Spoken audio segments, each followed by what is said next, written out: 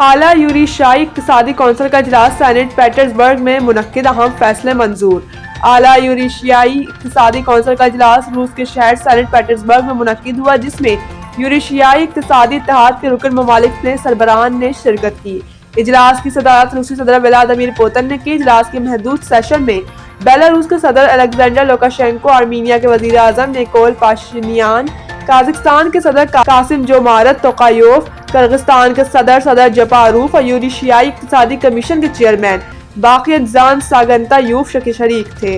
بعد ازاں اجلاس کے توسیعی سیشن میں ازبکستان کے صدر شوکت مرزایایوف نے بھی شرکت کی، جبکہ یوریشیائی اقتصادی اتحاد میں مبصر ممالک کی جانب سے ایران کے روس میں سفیر کاظم جلالی، کیوبا کے روس میں سفیر انریکے اورتا گونزالس شریک ہوئے۔ اس موقع پر کیوبا کے صدر میگوئل دیاز کینل کا ویڈیو پیغام بھی اجلاس میں سنایا گیا۔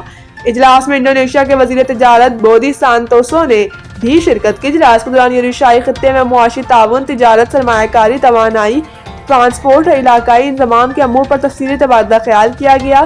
رہنماؤں نے باہمی اقتصادی روابط کو مزید مضبوط بنانے اور رکن مبصر ممالک کے درمیان تعاون کو نئے مواقع تلاش کرنے پر زور دیا۔ اجلاس کے اختتام پر مختلف شعبوں میں تعاون سے متعلق دستاویزات کے ایک پیکج پر دستخط کیے گئے، جنہیں یوریشیائی اقتصادی اتحاد کے مستقبل میں انضمام اور علاقائی ترقی کی جانب اہم قدم قرار دیا جا رہا ہے۔